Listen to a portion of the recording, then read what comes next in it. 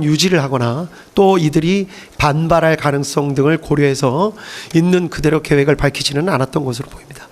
그 때문에 피고인 김용현은 이들에게 돌려서 말하는 방식으로 어떠한 상황이 있을 것과 그러한 상황이 발생했을 때 어떤 임무를 해야 하는지를 암시하는 방법으로 임무를 부여한 것으로 보입니다.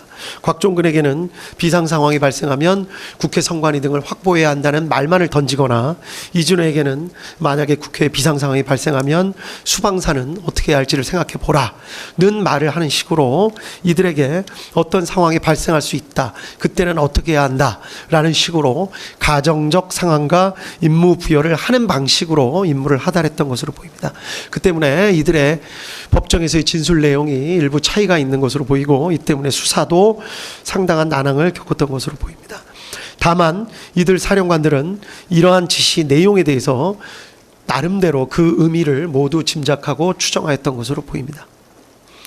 이들 사령관들의 입장에서 보면 이들은 군인으로서 명령이 떨어지면 복종해야 한다라는 생각과 함께 피고인 김용현이 말한 그런 상황이 실제로는 발생하지 않을 것이다, 또는 실제로 적이 국회를 테러할 것이라는 등에 대한 정보가 있기 때문에 아마도 피고인 김용현이 저런 말을 하는 것 아니겠느냐라는 강한 기대감과 우려도 함께 가졌던 것으로 보입니다. 이 때문에 아까도 말씀드렸듯이 당시 주고받았던 말과 생각에 대해 이들의 진술이 서로 다른 측면이 있습니다. 어느 측면을 부각시키느냐에 따라 이들의 진술의 차이가 있지만, 실제로는 이 법원이 판단하기에는 대부분 진실에 가깝게 당시의 상황을 나름 진술하고 있는 것으로 보입니다.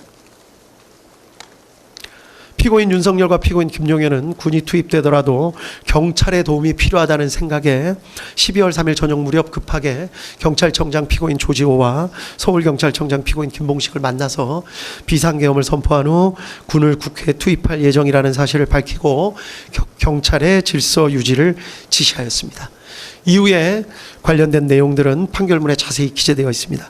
비상계엄 선포, 포고령 공고, 경찰의 국회 출입 통제, 군의 국회 봉쇄 시도, 주요 인사 체포 시도, 선관위 서버 확보 시도, 군의 더불어민주당 당사 투입 등이 있습니다. 이 부분을 확인해 보시면 될 것 같습니다. 결론적으로 이 사건 사실관계의 가장 핵심은, 이 법원이 판단한 핵심은 군을 국회로 보낸 것입니다. 사실인정에 관한 주요 쟁점에 대해서만 간략하게 말씀드리겠습니다. 먼저 피고인 윤석열이 비상계엄을 선포하고 포고령을 공고해서 군을 국회나 선관위에 투입할 결심을 하게 된 경위에 관한 내용입니다.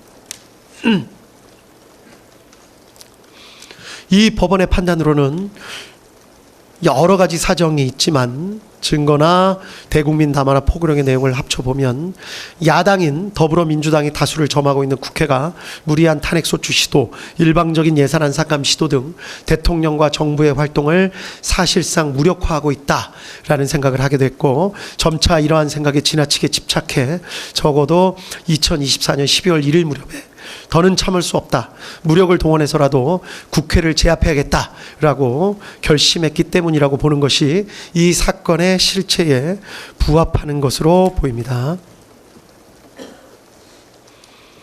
검사는 피고인 윤석열이 2024년 12월경이 아니라 약 1년 전부터 비상계엄을 선포하며 국회를 제압하여 이른바 장기 독재를 하려는 의도를 가지고 내외적 여건을 조성하고, 또 그게 여의치 않게 되자 궁지에 몰려 이 사건 비상계엄에 이르게 된 것이라는 취지로 주장했지만, 그러한 경위 및 과정을 인정할 증거는 부족하다는 것이 이 법원의 판단입니다. 이른바 노상원 수첩 등은 작성 시기를 정확히 알 수 없고, 일부 내용들은 실제 이루어진 사실과 불일치하는 부분도 있으며, 모양, 형상, 필기, 형태, 내용 등이 조악한 데다가 보관하고 있던 장소, 보관 방법 등에 비추어 보더라도 그렇게 중요한 사항이 담겨져 있던 수첩이라고 보기에는 무리가 있습니다. 또 피고인 윤석열이 피고인 김용현과 함께 여인영, 곽종근, 이진우 등과 함께한 여러 차례 식사 자리에서 말한 내용을 살펴보더라도 어떠한 의도나 구상, 계획 등을 내비친 것으로 보기에는 무리가 있고, 오히려 단순한 불만이나 격정을 토로하거나 하소연, 답답함 등을 내비친 것으로 볼 여지가 적지 않습니다. 또 이 사건 비상계엄 후 이루어진 각종 조치를 보면 장기간 마음먹고 비상계엄을 선포하였다고 보기에는 지나치게 준비가 허술하고 국회를 무력화시킨 후의 계획 등에 관해 별다른 증거나 자료, 흔적 같은 것도 찾아볼 수가 없습니다. 다음으로 국회에 투입된 병력이 부여받았던 임무의 내용에 대해서 간단하게 살펴보겠습니다. 결론부터 말씀드리자면 특전사 병력은 처음부터 곽종근으로부터 국회의사당 본관을 봉쇄해서 안에 있는 사람들을 모두 건물 밖으로 나오게 만들고 건물 내부에는 사람들이 들어갈 수 없게 만들라는 임무를 부여받은 것으로 보입니다. 또 수방사 병력은 이진우로부터 일단 국회 경내에 들어가라는 임무를 부여받았고 수방사령관 이진우는 스스로 국회 경내로 들어간 병력에게 국회의사당 본관 주변을 경계하는 임무를 부여할 계획을 가지고 있었던 사실이 인정됩니다.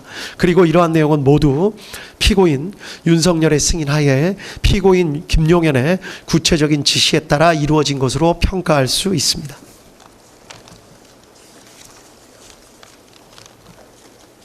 다음으로 방첩사 체포조가 부여받은 임무의 내용입니다.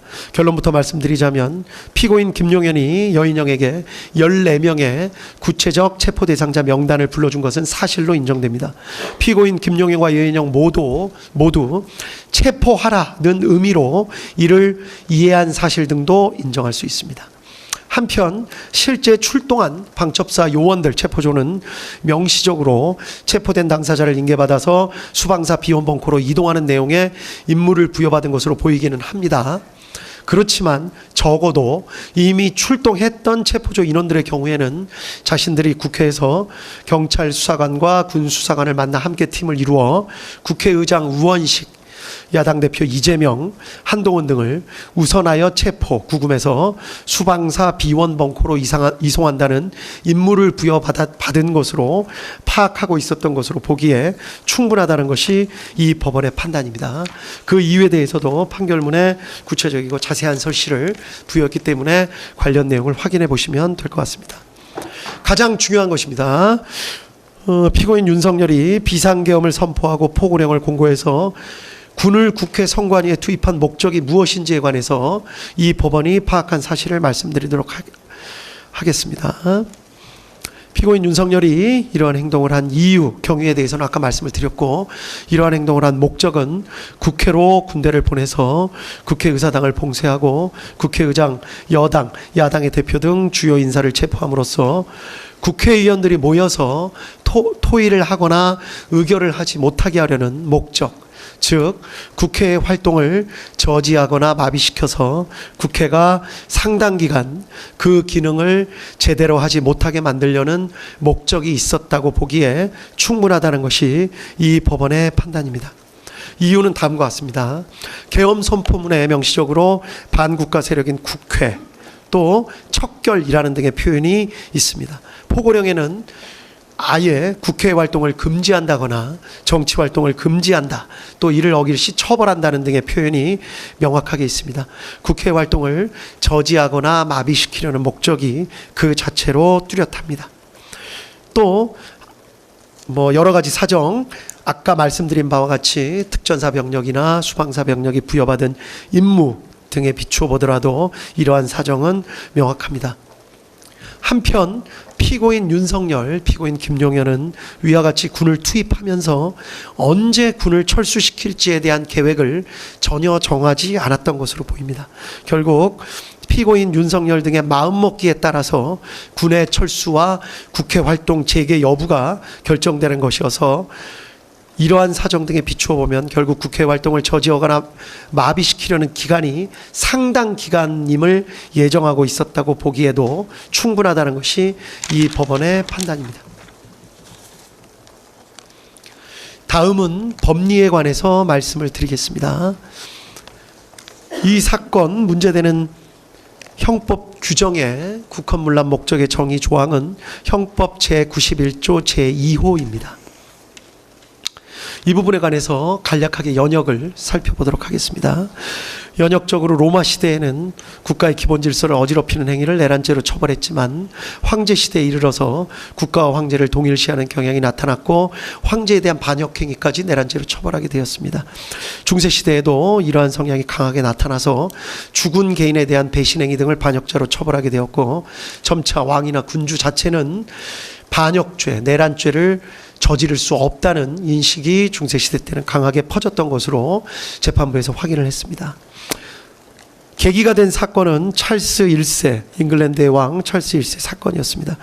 영국에서 의회가 생기고 왕과 의회 사이에 세금 징수 문제 등으로 갈등을 빚는 일이 생기게 되다가 결국 잉글랜드 왕 찰스 1세는 의회가 자신의 잘못 200가지를 시정해달라는 취지의 결의문을 내자 이에 분노해서 직접 군대를 이끌고 의회 의사당에 난입해서 그 자리에서 의회를 강제로 해산시키는 일이 있었다는 점을 역사 교과서를 통해서 검찰이나 피고인 측이 다 알고 계실 거라고 생각합니다.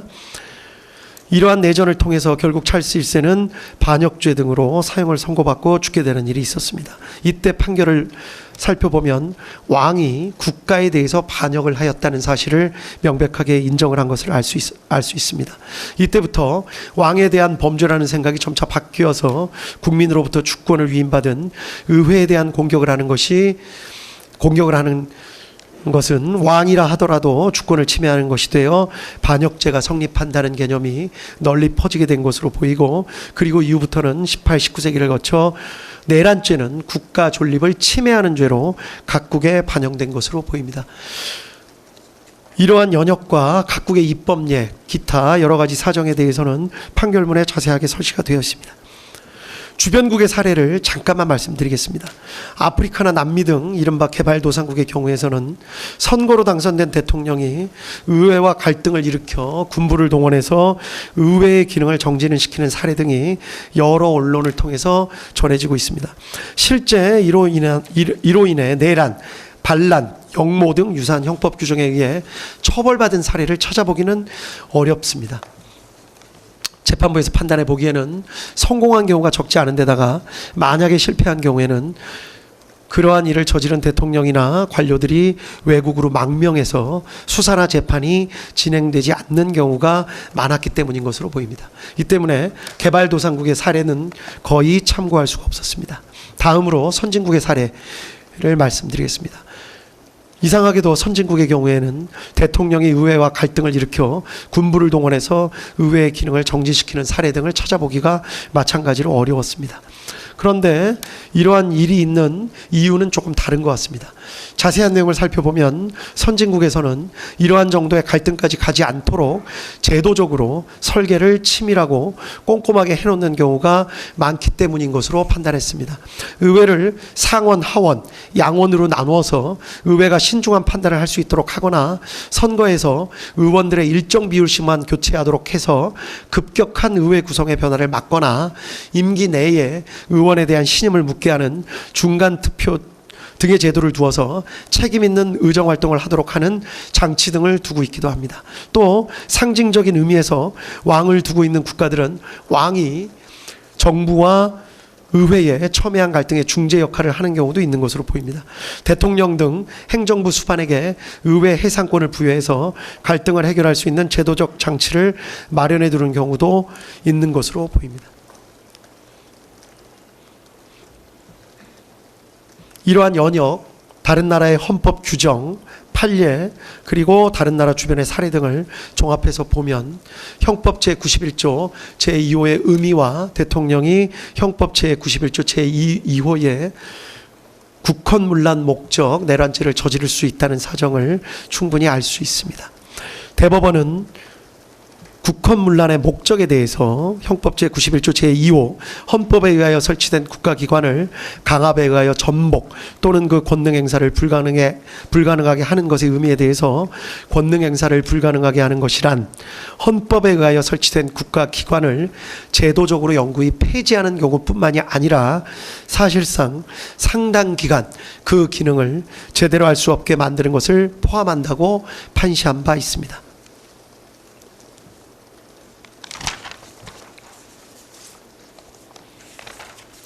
따라서 형법 제91조 제2호가 적용되는 이른바 국헌문란 목적 내란죄는 대통령도 저지를 수가 있습니다.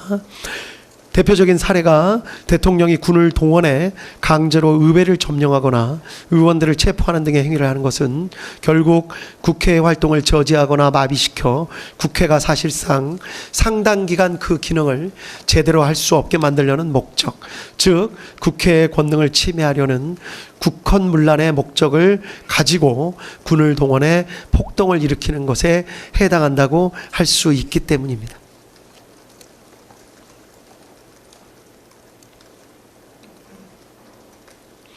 특히 행정부의 수반과 행정부를 견제하는 의회는 자칫 갈등과 긴장관계에 놓이기 쉽고, 이 경우 군에 대한 통수권을 가지는 행정부의 수반은 언제든지 군을 동원해 의회의 기능을 제대로 행사하지 못하게 만듦으로써 방해 없이 행정부의 정책 추진을 밀고 나가려는 강한 유혹에 빠지기 쉽습니다. 위와 같은 경우는 종종 역사에서 찾아볼 수 있고, 아까 말씀드린 바와 같이 주변국에서 직접 목격되기도 합니다. 다음으로 대통령의 국가긴급권 행사, 특히 비상계엄 권한 행사가 형법 제91조 제2호가 적용되는 국헌문란 목적 내란죄에 해당할 수 있는지 여부에 대해서 말씀드리겠습니다. 비상계엄 선포는 그 자체로 행정부나 법원 등 헌법에 의하여 설치된 국가기관의 권한 행사를 제약하는 성격을 가지고 있습니다. 따라서 계엄이 해제될 때까지 사실상 상당 기간 다른 국가기관의 기능을 제대로 할 수 없게 만드는 속성을 가지고 있는데, 비상계엄 선포 자체가 내란죄에 해당하는지가 문제가 될 수가 있습니다. 이러한 문제에 대해서는 먼저 계엄 선포의 형식적, 실제적 요건을 갖추지 못한 경우에는 형법 제91조 제2호가 적용되는 국헌문란 목적 내란죄가 성립된다는 견해가 있을 수 있습니다. 또 어떠한 목적을 가지고 있는지를 살펴서 국헌문란 목적이 인정되는 경우에만 국헌문란 목적 내란죄가 성립한다는 견해가 있을 수 있습니다.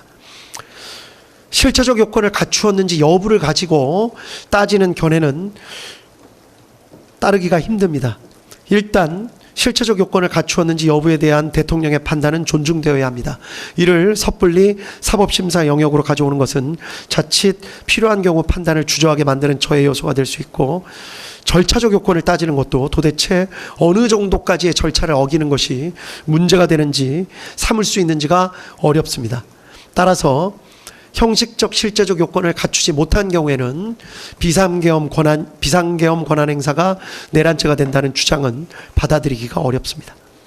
따라서 다른 견해, 원칙적으로 계엄의 요건을 갖추었는지 여부에 따라 내란죄가 성립되는 것은 아니나, 다만 비상계엄의 선포로도 할 수 없는 권한의 행사를 목적으로 하는 것이라면, 즉 국회의 권한을 침해하거나 행정사법의 본질적인 기능을 침해하는 것, 우리 헌법이나 계엄법 등은 비상계엄을 하더라도 국회의 권한을 침해하거나 행정사법의 본질적인 기능은 침해할 수 없도록 정하고 있습니다.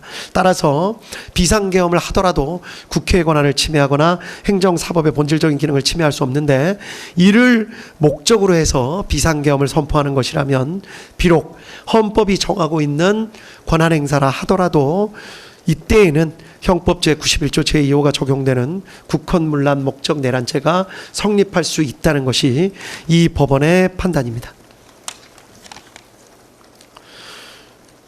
따라서 원칙적으로는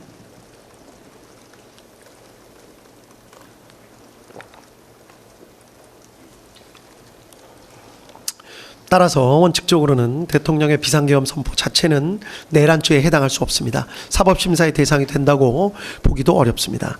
다만 그 내용을 살펴서 비상계엄의 선포로도 할 수 없는 권한의 행사, 그것이 헌법이 설치한 기관의 기능을 상당 기간 저지하거나 마비시키려는 목적으로 하는 것이라면 결국 이는 헌법이 정한 권한행사라는 명목을 내세워서 실제로는 이를 통해 할 수 없는 실력 행사를 하려는 것에 다름 아니기 때문에 형법 제91조 제2호가 적용되는 국헌문란 목적 내란죄가 성립할 수 있다는 것이 이 법원의 판단입니다.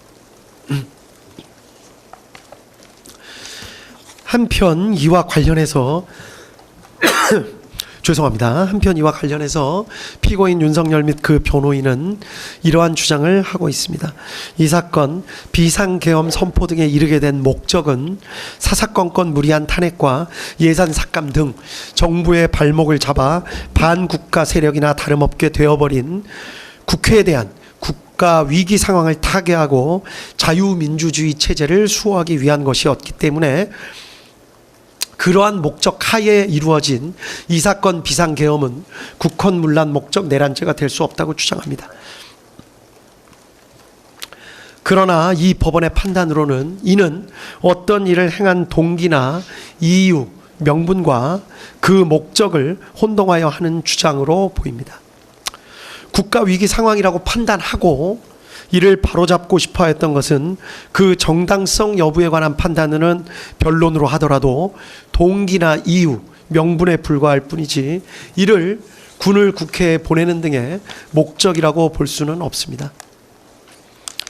위와 같은 동기나 이유 때문에 피고인 윤석열, 피고인 김용현이 군대를 보내 국회를 봉쇄함으로써 국회의 활동을 상당 기간 저지하거나 마비시켜 국회의 기능을 제대로 할 수 없게 만들려는 목적을 가지게 되었던 것이고, 그 목적을 이루기 위한 수단으로 비상계엄, 병력 출동 및 국회 봉쇄 시도 등의 행위에 나아간 잘못을 저지른 것은 명백하게 구분되어야 합니다. 성경을 읽는다는 이유로 촛불을 훔칠 수는 없습니다. 다음으로 공범의 성립 기준입니다.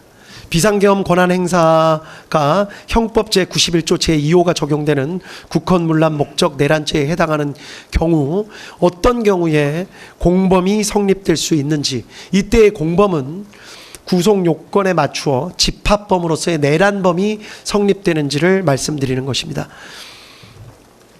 이 법원의 판단을 먼저 말씀드리면, 폭동에 관여한 사실만 인정되어서는 안 되고 국헌문란의 목적에 대해서 인식, 공유한 사실까지 인정되어야만 공범, 즉 집합범으로서의 내란범이 되고, 그러한 집합범으로서의 내란범이 성립되어야만 이후 그 역할에 따라 내란 우두머리, 내란 중요 임무 종사 등으로 나누어 처벌할 수 있다는 것이 이 법원의 판단입니다. 이유는 다음과 같습니다. 내란죄는 집합범으로서 일정 규모 이상의 다수가 결합하여 함께 저지르는 범죄입니다. 대통령의 국헌문란 목적 내란죄에 있어서 폭동에 관여하였다고 하더라도 그것만으로는 집합범으로서의 내란죄를 저질렀다고 섣불리 인정할 수는 없습니다. 특히 내란죄의 폭동은 최광의의 폭행 협박을 의미하는 것이어서 일체 유형력 행사가 다 포함되는 것인데, 비상계엄의 선포, 이 경우에 비상계엄의 선포 자체도 어느 정도 유형력의 행사로 볼 여지가 많기 때문에 그러한 행위에 일부 관여했다고 해서 이를 바로 집합범으로서의 내란죄에 해당한다고 포섭하는 것은 죄형 법정주의 원칙에 반하고 구속요건에 맞지 않습니다. 결국 집합범으로서의 내란죄가 성립하기 위해서는 폭동행위에 관여한 자라 하더라도 국헌문란의 목적을 인식, 공유하면서 폭동행위에 관여하였어야 하고, 만약에 이러한 국헌문란 목적의 인식, 공유가 인정되지 않는다면 어떠한 유형력 행사에 관여하였다고 해서 그 사람에 대해서 바로 내란죄가 성립한다고 볼 수는 없고, 다만 관여한 해당 행위 자체에 대한 별개의 형법상 구속요건을 따져보아서 그에 대한 죄책만 부담한다고 보아야 할 것입니다. 국헌문란 목적의 인식 공유는 미필적인 것으로 족합니다. 처음부터 계획을 같이 세우면서 인식 공유할 수도 있지만 사후에 폭동행위에 가담하는 과정에서 그러한 목적을 인식 공유하는 것도 가능하다고 할 것이고, 암묵적인 의사소통으로도 가능하다고 할 것입니다. 그리고 이러한 국헌문란의 목적을 인식 공유하면서 폭동에 관여한 사람들만을 내란죄가 인정하는 집합범으로서 인정하고, 그 사람들을 그 내부에서의 역할에 따라 우두머리, 중요 임무 종사 등으로 구분하여 처벌해야 할 것입니다. 이 사건 폭동이 한 지방의 평온을 해할 정도의 위력이 있었는지 여부에 대해서 말씀드리겠습니다. 이 법원은 이 사건 비상계엄 선포, 포고령의 공고, 국회 봉쇄행위, 국회의원 및 정치인 등 체포조 편성 및 운영, 중앙선관위 등 점거, 서버 반출 및 직원 등 체포 시도 등은 모두 다 합쳐서 그 자체로 폭동행위에 해당한다고 보이고, 이러한 폭동행위는 대한민국 전역, 그렇지 않더라도 국회와 선관위 등이 위치한 서울과 수도권 등의 평원을 해야 할 정도의 위력이 있었다고 봄이 상당하다고 판단했습니다. 이 부분 이유는 판결문에 자세히 설치되어 있기 때문에 해당 부분을 참조하시면 될 것 같습니다. 결론적으로 다시 한번 강조하건대 이 사건의 핵심은 군을 국회로 보낸 것입니다. 이제 구체적인 죄책 여부에 대해서 말씀을 드리겠습니다. 먼저 피고인 윤석열, 피고인 김용현의 경우를 같이 말씀드리겠습니다. 앞서 말씀드린 바로 추정할 수 있듯이 피고인들의 경우에는 형법 제91조 제2호의 국헌문란의 목적이 인정됩니다. 군을 보내 국회를 봉쇄하고 주요 정치인들을 체포하는 등의 방법으로 국회 활동을 저지하거나 마비시켜 국회가 사실상 상당 기간 기능을 제대로 할 수 없게 만들려는 목적을 내심으로 가지고 있었음을 부정하기는 어렵다고 보입니다. 군대를 보내서 폭동을 일으킨 사실도 인정됩니다. 폭동이란 최광의의 폭행이나 협박입니다.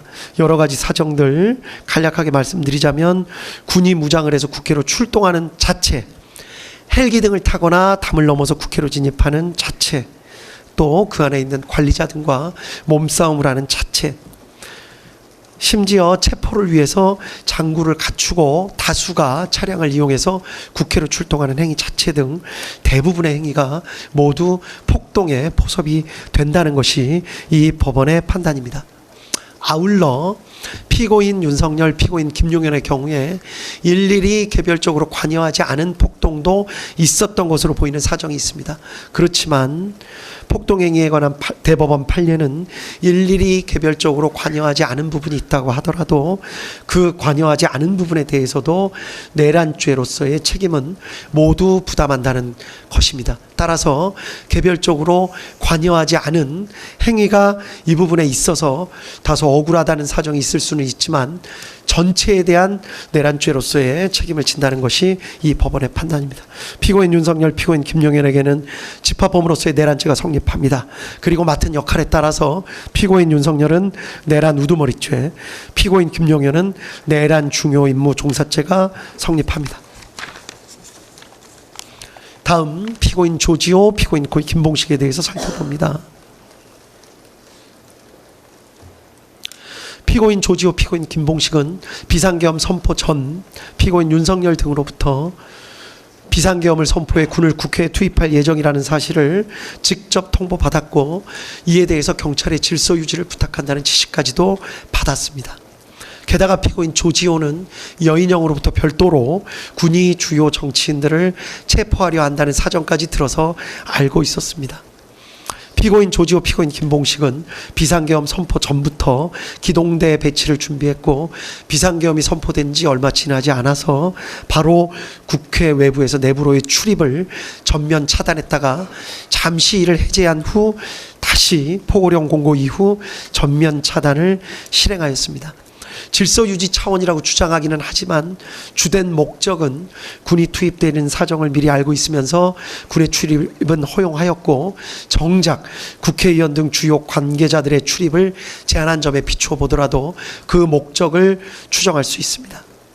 이러한 사정들을 종합해보면 피고인 조지호, 피고인 김봉식은 비록 처음부터 계획에 관여하고 설계했던 것은 아니지만 국헌문란의 목적, 즉 피고인 윤석열과 피고인 김용현이 군을 보내 국회를 봉쇄하고 주요 정치인들을 체포하는 등의 방법으로 국회 활동을 저지하거나 마비시켜 국회가 사실상 상당 기간 그 기능을 제대로 할 수 없게 만들려는 목적을 가지고 있다는 사실을 인식, 공유했다고 보기에 충분하고 이에 따라 위 폭동행위에 가담한 것으로 평가할 수 있습니다. 따라서 이들에게는 집합범으로서의 내란죄가 성립한다는 것이 이 법원의 판단입니다. 그리고 그 역할에 따라 각 내란 중요 임무 종사죄가 성립합니다. 다음으로 피고인 노상원에 대해서 살펴보도록 하겠습니다. 피고인 노상원의 경우 이 사건 비상계엄으로 선포로 인한 비상계엄 상황이 적어도 일정 기간 지속될 것으로 예상 전제하였다는 사정을 알 수 있습니다.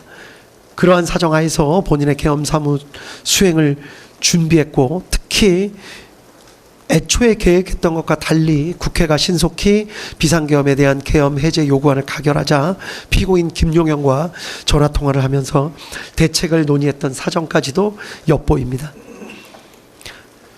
정보사령관까지 역임했고 국방부 장관인 피고인 김용현과 이 사건 비상계엄에 대해서 상당히 구체적으로 논의했던 것으로 보이는 사정, 그리고 본인이 주축이 되는 제2수사단의 계엄사무 수행에 있어서 군인을 투입시키려고 했던 사정 등까지 종합해보면 피고인 노상원은 적어도 이 사건 비상계엄 선포 후 군이 국회에 출동해서 상당 기간 국회 활동을 방해하거나 적어도 계엄 해제 요구권을 무력화시키는 등 상당 기간 저지할 것을 예상했던 것으로 볼 수 있다는 것이 이 법원의 판단입니다.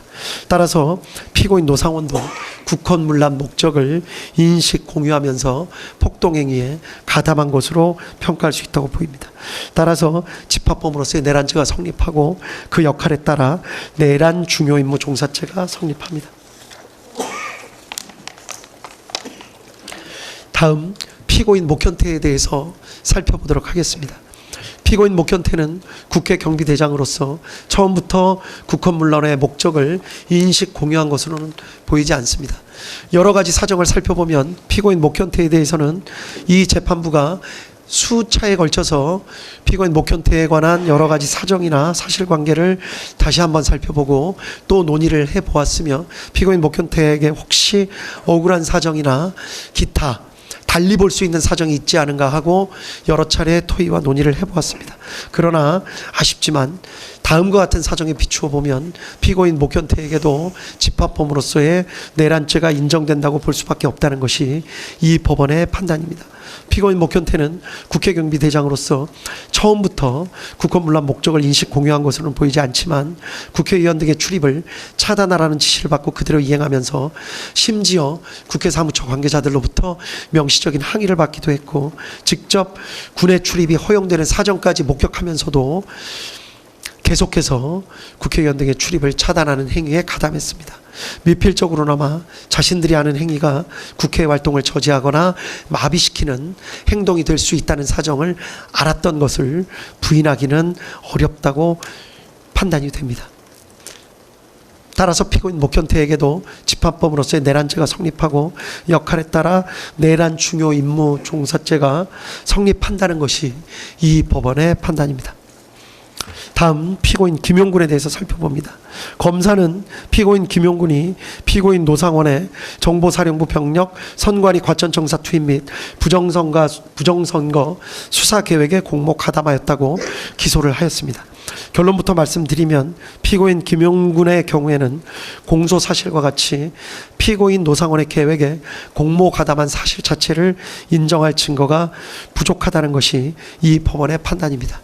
따라서 피고인 김용군은 집합범으로서의 내란죄 성립 여부를 따질 필요 없이 그 자체로 범죄가 성립한다고 볼 증거가 부족합니다.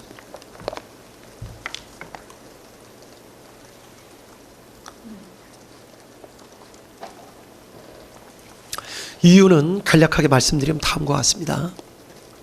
피고인 김용군이 2024년 10월에서 11월경 군사경찰 추천 명단을 피고인 노상원에게 제공한 사실, 그리고 실제 그 명단이 반영된 수사단 구성계획이 작성된 사실, 12월 3일 롯데리아에서 직접 피고인 노상원 구삼의 방정환과 함께 만났던 사실, 그 가운데 비상계엄 선포 예정 사실을 직접 들어서 알고 있던 사실 등을 보면 공소사실과 같은 사실이 진실일 수 있지 않을까 하는 강한 의심이 드는 것은 사실입니다. 그렇지만 피고인 김용군은 이 부분 공소사실 자체를 강력하게 부인하고 있고, 또 피고인 노상원 역시 피고인 김용군의 진술 취지에 부합하는 내용으로 진술하고 있습니다. 또 구3의 방정환의 진술에 비추어 보더라도 당시 피고인 노상원이 어떤 이야기를 한 사실만 인정될 뿐 피고인 김용군이 이에 대해 어떻게 응답하였거나 행동하였는지에 대해서는 확인이 어렵습니다. 이러한 여러 가지 사정을 살펴보면 공소사실과 같이 관여한 사실 자체를 인정할 증거가 부족하다는 것이 이 법원의 판단입니다. 다음으로 피고인 윤승영에 대해서 살펴봅니다. 검사는 피고인 윤승영이 방첩사에서 주요 정치인 등을 체포하려는 사정을 알면서도 이현일로부터 이를 보고받은 후 피고인 조지호에게 보고하여 승인을 받는 등 정치인 체포 행위에 공모가담하였다는 공소사실로 피고인 윤승영을 기소하였습니다. 그러나 이 법원이 판단하기에 피고인 윤승영의 변소와 같이 비상계엄화 매뉴얼에 따라서 합동수사단을 지원하는 행위로 인식하고 100명의 지원 요청에 협조하거나 또 포고령 위반 사범을 검거하기 위해 체포조가 국회로 출동한 것으로 오해해서 그 지원 요청에 협조한 것일 수 있다라는 주장이 사실일 수도 있다는 합리적 의심을 배제하기가 어렵습니다. 구체적인 내용은 판결문에 자세한 기재가 나와 있습니다. 피고인 윤승영이 방첩사 체포조 지원 등의 행위가 국회 활동을 저지하거나 마비시켜 국회가 사실상 상당 기간 그 기능을 제대로 할 수 없게 만들려는 목적 하에 이루어지는 행위임을 공유하거나 인식하였다고 볼 증거가 부족한 이상 피고인 윤승영에 대해서는 집합범으로서의 내란죄가 성립하지 않고, 따라서 내란 중요 임무 종사죄가 성립한다고 볼 수 없다는 것이 이 법원의 판단입니다.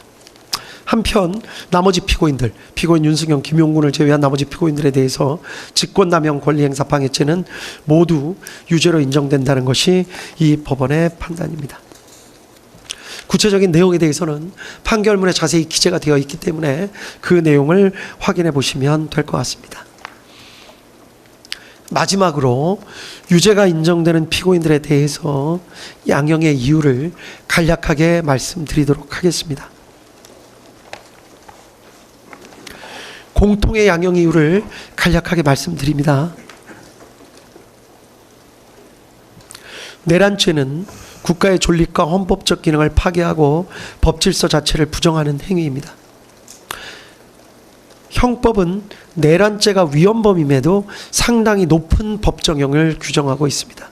우리 형법은 높은 형을 규정하고 있는 범죄가 대부분 어떤 결과, 예를 들면 살인 등의 어떤 결과를 낳아야 하는 것에 대해서만 그와 같은 규정을 하고 있는데 반해서 내란죄에 대해서는 특이하게도 어떠한 위험을 일으킨 행위 자체만으로도 높은 형을 규정하고 있는 것입니다. 이는 그 자체로 위험성이 매우 크기 때문입니다. 피고인들의 내란 행위는 합법적인 절차를 무시하고 결국은 폭력적인 수단을 통해 국회의 권능 행사를 불가능하게 한 것으로서 민주주의 핵심 가치를 근본적으로 훼손하였다는 데서 비난의 여지가 큽니다. 이러한 일반적인 사정 이외에도 이 사건 재판부가 가장 안타깝게 생각하는 사정은 이 사건 비상계엄 선포와 그에 따른 군과 경찰의 활동으로 인해서 군과 경찰의 정치적 중립성이 크게 훼손되고 국제사회에서 대한민국의 정치적 위상과 대외 신인도가 하락했고, 결과적으로 우리 사회는 지금 정치적으로 양분돼서 극간의 대립 상태를 겪고 있습니다.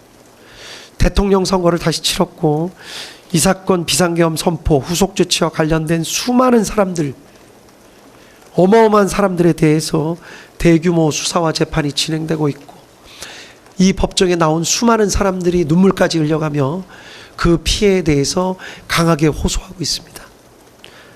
이러한 사회적 비용은